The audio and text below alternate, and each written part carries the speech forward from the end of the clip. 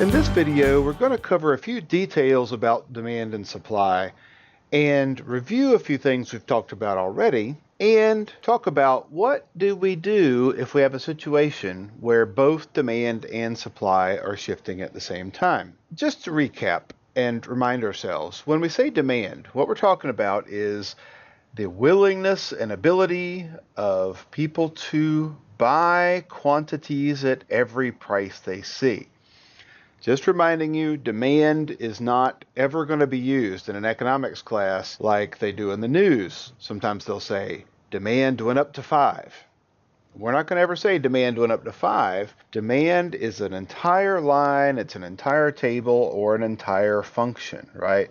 So demand is never just one number, it's an entire relationship between price and quantity. Now, the law of demand says that ceteris paribus, all else equal, holding all else constant, the law of demand says that when price goes up, the quantity demanded goes down.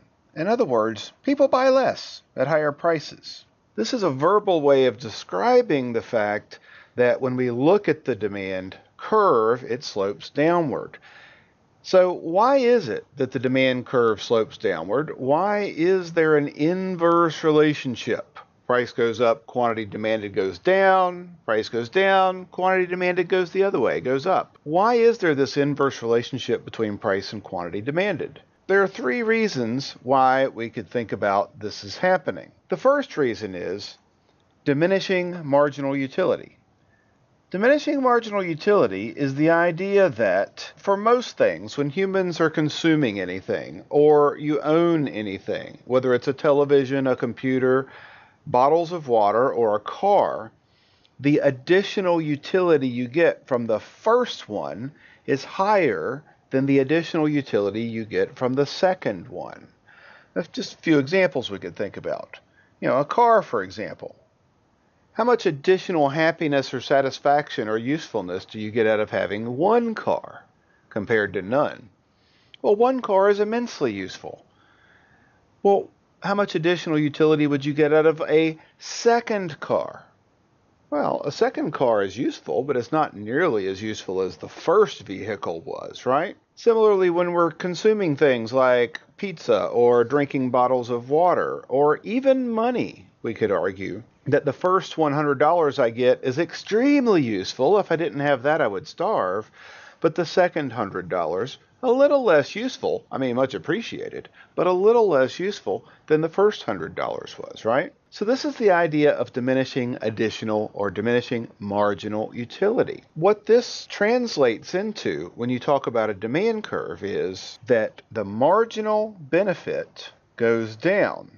So when we say marginal benefit, it's kind of a similar thing as saying marginal utility. Except when we're talking about marginal benefit, usually we are quantifying benefits in terms of dollars. When we talk about utility, usually we're measuring utility in some sort of made-up units that, we call utils.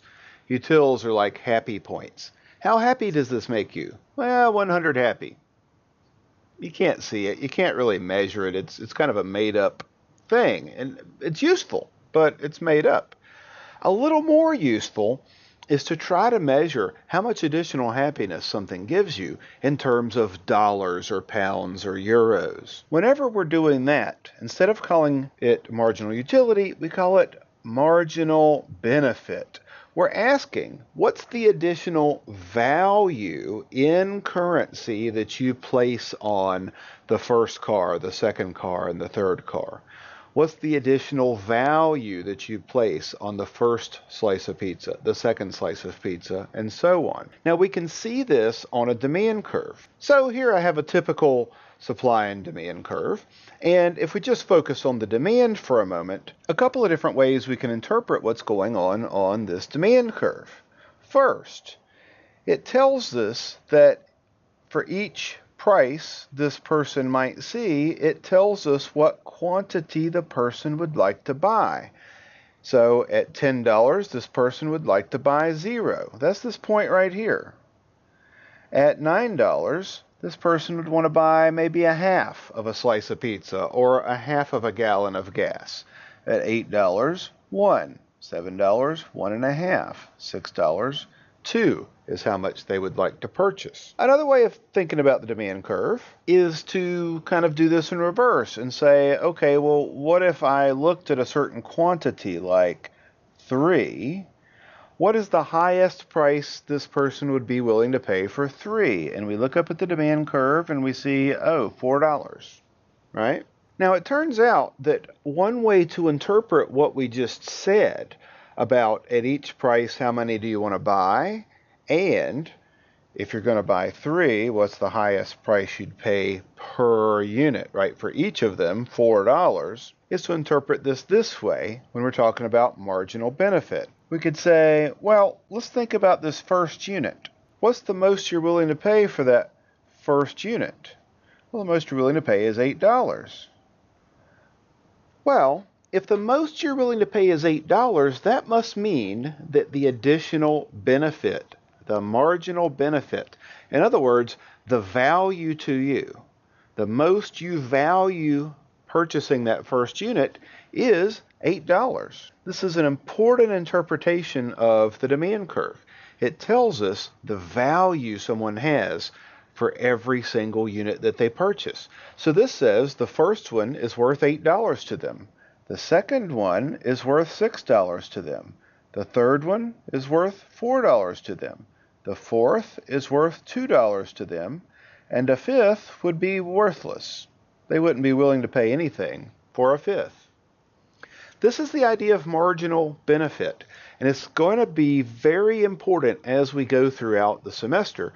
So I wanted to make sure to introduce this idea here while we're focusing on making sure we really understand what demand and supply tell us. So, long story short, one of the main reasons we think about why this demand curve slopes downward is because we enjoy each additional thing a little less and a little less and a little less as we consume more, so we place less value on it, and so we're willing to pay less for the 10th pizza than the first pizza.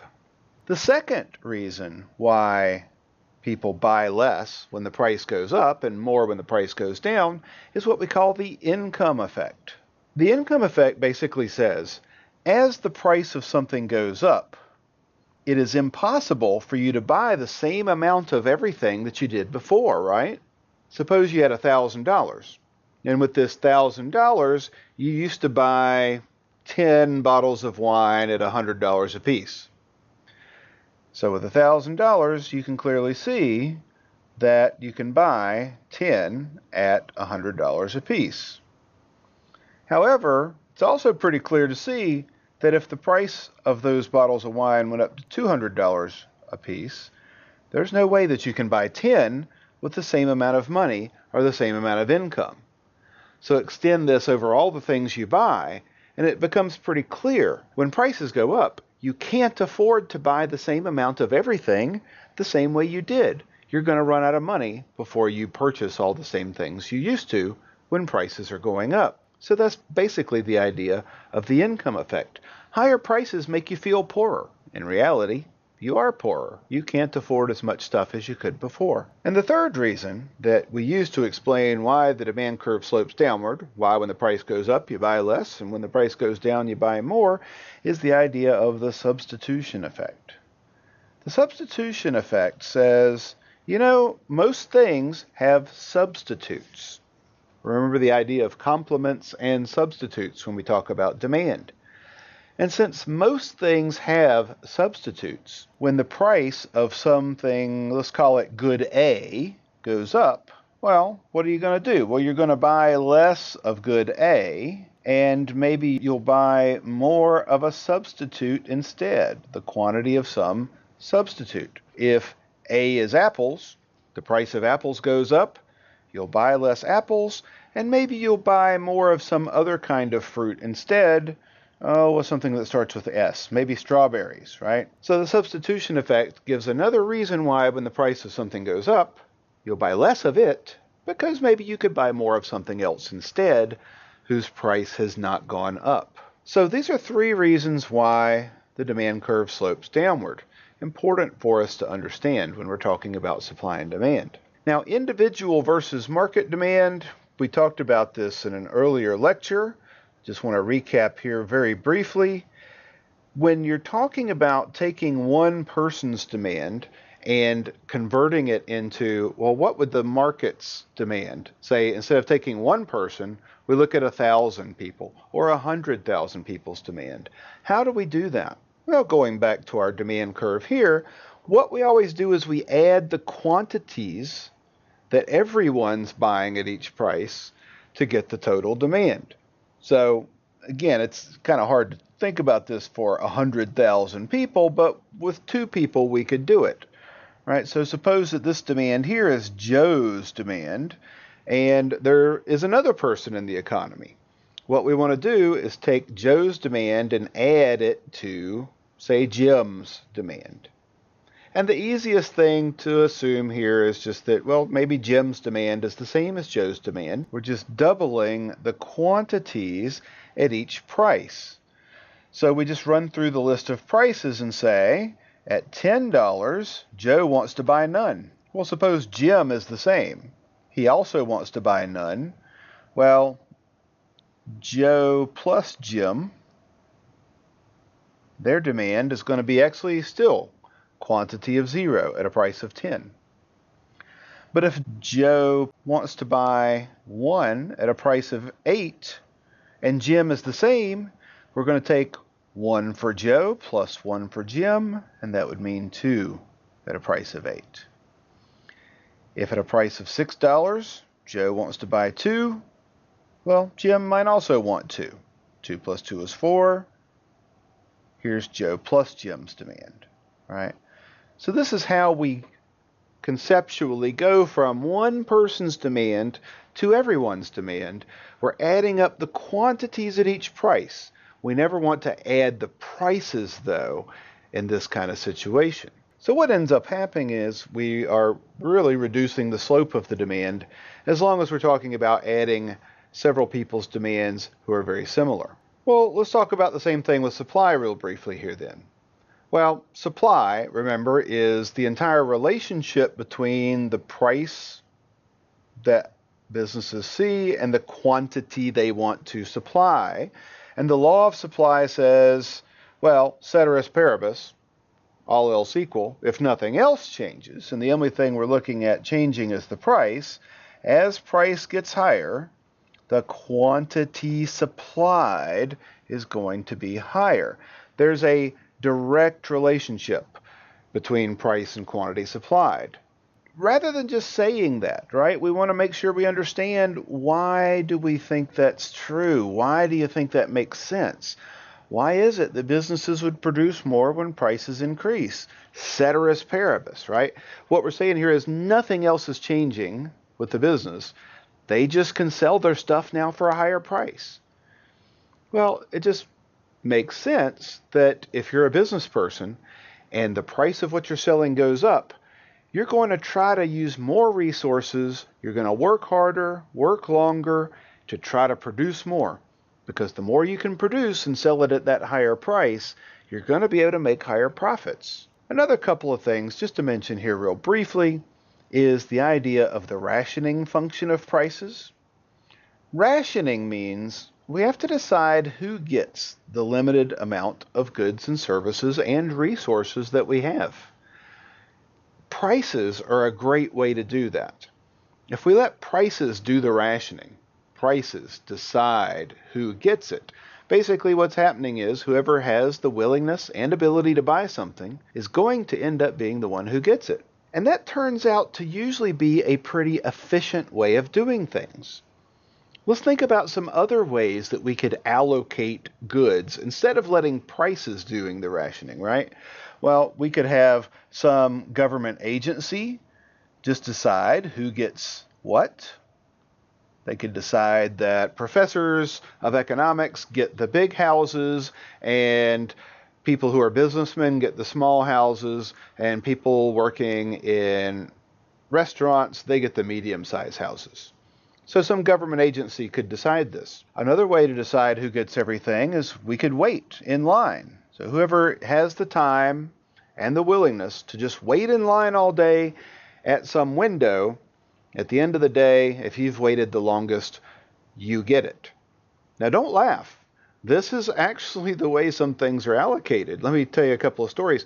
So I went to Duke University to get my master's and PhD degree. And at Duke University, if you are an undergraduate student and you want to go to a basketball game, you don't have to pay any money to get into the basketball game. But there are a limited number of seats. And so who gets in to see the basketball game are the people who wait the longest. Now, let me show you a picture here. This is what we call Krzyzewskiville. Krzyzewskiville is named after Coach Mike Krzyzewski, the coach of the basketball team.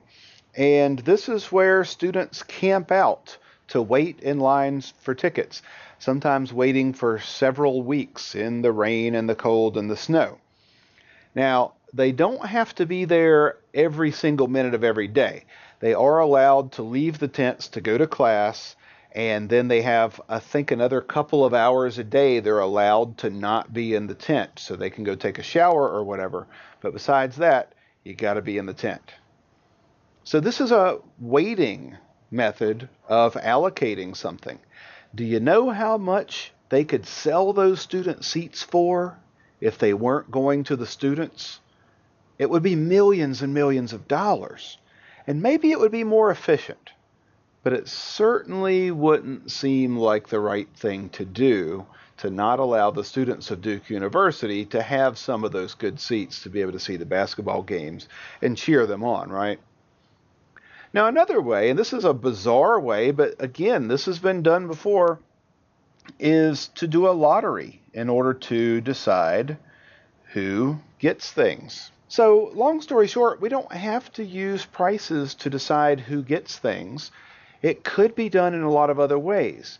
But I hope you see the point that using prices to decide who gets things is probably going to be a better way than just giving things away at random through a lottery, or deciding who can wait in line, or having some government agency try to figure out who is it that wants things or needs things or deserves things more. And we talked about equilibrium before, but it just bears repeating one more time. When we talk about the equilibrium price and quantity, remember that the word equilibrium means balance. And what we mean by balance when we're talking about equilibrium is that there's only one price where the quantity people want to buy, the quantity demanded, is equal to the quantity people want to sell, the quantity supplied. And that equilibrium brings that in balance, where we don't have a surplus and we don't have a shortage. So one other thing to mention about competitive markets is that when we use supply and demand and we use competitive markets, more or less a fair system, in order to decide who does what kind of business, how things are produced, how many are produced, and who gets them, generally speaking, competitive markets are pretty efficient. And they're efficient in two ways. So competitive markets produce productive efficiency, first of all. And productive efficiency means the goods and services we produce are usually going to be produced in the cheapest way, the least costly way, using resources in the most efficient way. But markets usually also bring a second kind of efficiency. Not only are we producing things cheaply so that we can produce as much stuff as possible, there's also allocative efficiency. And allocative efficiency means that we're not just producing the most stuff we can, we're producing the right kinds of stuff. We're producing the stuff that people want. So allocative efficiency says that we're taking our resources and we're using them to produce goods and services that people value the most highly. So if people don't like broccoli, we're not going to be using a lot of resources to produce broccoli, right? All right, last topic for today. Let's look at shifts in demand and supply when more than one thing might be shifting at a time. So instead of just having demand shifting or just having supply shifting, what if we have a more complicated situation? This is going to be rare. Let me warn you. Most of the time, I'd say more than 90% of the time, when a professor asks you a question about demand and supply shifting, they want you to pick one. They're going to give you a scenario saying something like, the workers in a factory demanded higher wages. So the workers in the automobile industry demanded higher wages. How is that going to affect the demand and supply for automobiles if workers demand higher wages in this factory? They want you to pick the one most important thing that's going to change. Is that going to affect the demand for cars, or is it going to affect the supply for cars? And you have to go back to your list of what are the most common things that can affect supply, things that affect the cost of production, the willingness and ability of producers to produce, and the number of producers, the cost of inputs, those kinds of things. And you have to look at your list of things that can change demand. The incomes of consumers, the willingness and ability of consumers to buy, their tastes and preferences, taxes on consumers, the price of complements and substitutes. And the most obvious thing when the incomes or the cost of those automobile workers goes up is that that's going to affect the producers. The cost of inputs has increased, and that's going to decrease the supply curve, right? Now, you might also think to yourself, hey, wait a minute, but if those workers are getting paid more, isn't that also going to increase the demand because their incomes went up? And the answer is no. You're correct to think that. You're correct to think that maybe since those people's incomes are going up, maybe that would increase the demand for cars. But you have to think, those workers in the automobile plant, they're not everyone in the economy. They're probably less than 0.5% of people in the economy. So to say that, oh, their demand is going up because their incomes are going up, okay, well, maybe for those few people in the automobile industry, but not in the economy as a whole. So you need to pick the one most important thing more than 90% of the time. Don't think that demand and supply are both going to shift. Pick one. However, every once in a while, you're going to get a situation where both will shift. So let me start you off with an example here about economics. A few years ago, a book was published called Freakonomics. And Freakonomics is a book by Stephen Levitt and Stephen Dubner, two Stevens. They spell their name Stephen differently, though. And Freakonomics was a really cool book, and you can still get it today. It's very popular. And this book was a blockbuster bestseller, and it did a couple of things. Number one, this book was read by a lot of CEOs of Fortune 500 companies. And what Freakonomics did was discuss how economics is cool and interesting and useful, and about how economists have a lot of thinking skills that are very useful for government and business, and everyone needs to hire more economists. So that was the first effect. CEOs read this book. So let's talk about the market for hiring economists. So here we're going to have the quantity of economists, and here this is going to be the price or the salaries of economists. And yeah, we're not making $1 or $10 a year, but just go with it. We have numbers there just to help us see what's changing a little more clearly. Think about what would happen if CEOs of Fortune 500 companies are going to be reading this Freakonomics book and saying, hey, economists are really cool. I've got to hire some of those people. Is that going to change the demand for economists? Or is it going to change the supply of economists, the supply of people with economics degrees? Well, what that's going to do is affect the demand. It's going to affect the tastes and preferences of people hiring people out of college. So when these CEOs read this book, Freakonomics, it caused the demand for economists to increase. So let me draw an increase in demand here. So that caused us to go from a point like A to a point like B. So after this book came out and the CEOs all read this book, we have to make our predictions. what happened to the salaries of economists, the price of economists? Well, the salaries went up. Price went up. They were more in demand. And what happened to the quantity of economists being hired?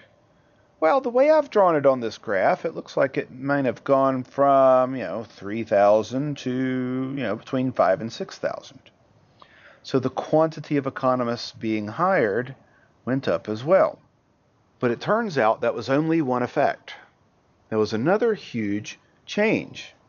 Economics professors in their Principles of Microeconomics classes and Principles of Macroeconomics classes started assigning this book. Very interesting book. Again, it makes it seem like economics is really cool, and economics is very cool.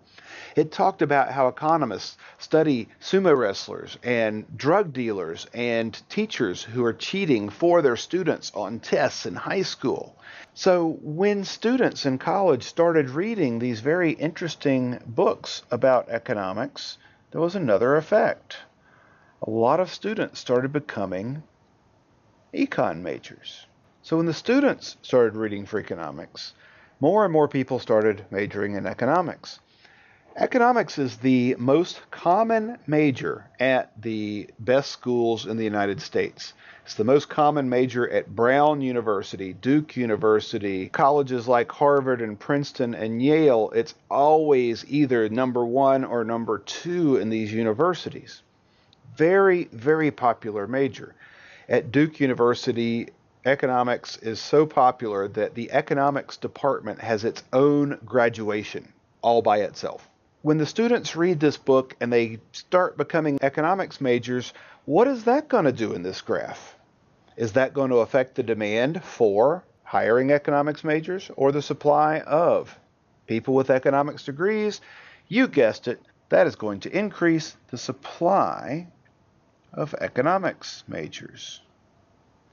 And so we're going to move from a point like B to a point like C. Okay? So what is the second impact going to be when the supply increases? That's going to push the salary down, and it's going to push the quantity up, right? As we move from B to C, pushes the quantity up. All right, well, let's see what the overall impact should be of both the demand increase and the supply increase. Well, we see that one of them pushes the salaries up, the other one pushes the salaries down. What's the overall change in the salary going to be? Well, the correct answer here has to be we don't know. We have two forces pushing in opposite directions, and without a lot more information, we're not going to be able to tell whether salaries are going to go up or down. Now, yes, the way I drew this supply curve here, it looks like when we compare A to C, it does look like the salary went down some. But I don't have to draw the supply curve that way. It could have been a very small supply shift, right? And in that case, the overall impact on the salary would have been an increase between A and the orange point, C now, right? So depending on how much the demand changes and how much the supply changes, we don't know. We have to put a question mark there. The effect on the salaries, uncertain. I'll give you the secret here, though. In reality, what happened was salaries did go up. The demand went up more than the supply did. Okay, well, what if we look at the effect on quantity? This is much more easy, right? We have one effect pushing the quantity up, the other effect pushing the quantity up. Hey, overall, we know what's happening. The quantity of people working as economists is going to go way up. And this is an important lesson. When you have two clear things happening, and one of them affects the demand and the other affects the supply, the lesson is going to be that you're always going to predict with certainty one of the two things, price or quantity, but the other, you're not going to be so sure about. You're going to have to leave it as uncertain unless you get some really specific information, saying one of these changes was really big and the other one was really small. So this is what would be the prediction anytime you have demand increasing and supply increasing also. Let's look at the other four possibilities here. What if, just like before, we had demand increasing, but we had supply decreasing? Let's see what that would look like. All right, well, demand's going up, and that's taking us from point A to point B. And just like before, anytime demand goes up, that's going to tend to push the price up and the quantity up. But now we have a supply decrease, which is going to take us from a point like B to a point like C. And anytime we move from a point like B to a point like C, when supply decreases, that's going to tend to raise the price and lower the quantity.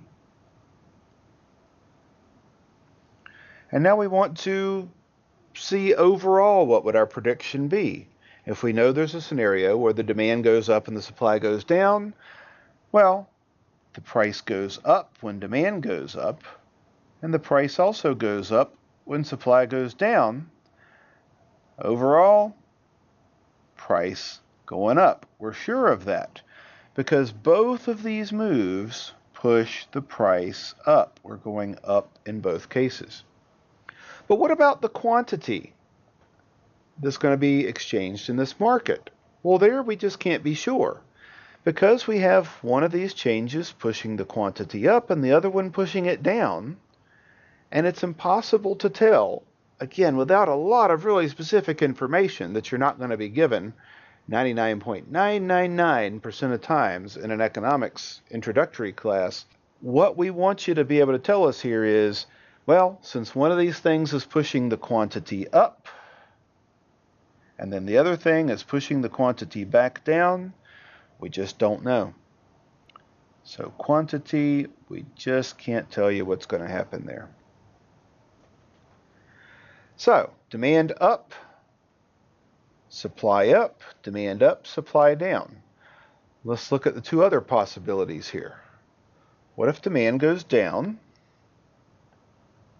and supply also were going down for some reason? So demand might be going down because consumers find out that this product is unhealthy, and supply is going down because at the same time businesses get hit with a tax on this product because it's unhealthy, right? So consumers learn it's unhealthy, and Congress passes a law saying that we're going to tax businesses because it's unhealthy. So we have the demand going down. So we're going from point A to point B. And supply is going down. And so we're moving to point C here.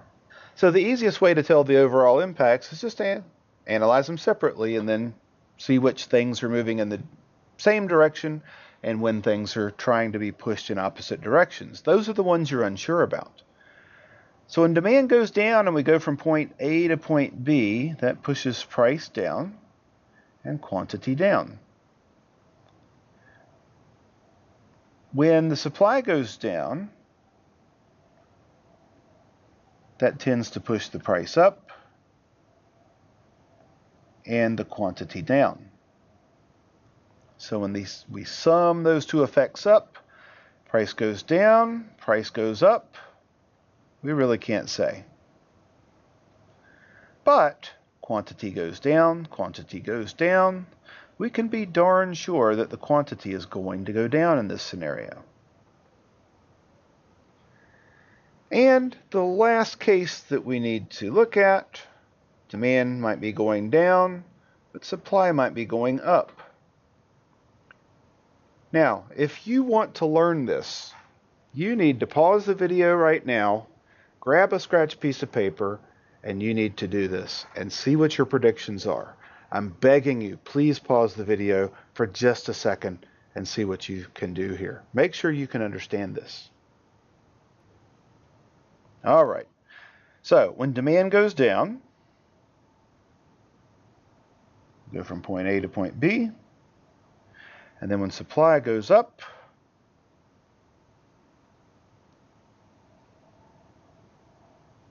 we move to point C.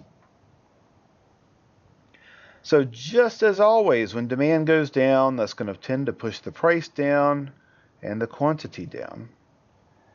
And just like any time supply goes up, that's going to tend to push the price down and the quantity up.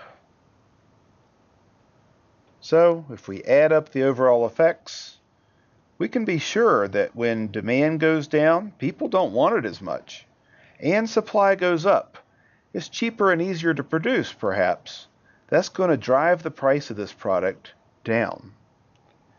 However, people don't like this product as much. They're not willing and able to buy it as much, so that drives the quantity down. But it's cheaper and easier to produce. That tends to drive the quantity up. Overall, we're not going to be able to tell what happens to quantity here in this scenario. So these are the four possibilities, the four possible combinations of demand and supply changing at the same time. But again, let me warn you, whenever you're given a problem on a test, do not ever say that demand and supply are both changing unless it is clear that there are two distinct forces, one affecting the willingness and ability of people to buy, and the other affecting the willingness and ability of people to produce. Otherwise, if they just list one reason, one thing happens, you have to decide, is it something that's going to change supply, or is it something that's going to change demand? Okay, we're going to end this video here. Please sit down. Make sure you understand this. Draw these diagrams. Sit down for 20, 30, 40 minutes, shifting demand and supply, coming up with examples for yourself to make sure that you can do these predictions, both with one factor changing, either demand or supply, and spend a little bit less time with both demand and supply changing here. This is Dr. Berkey signing out. I wish you the best of luck with your studies.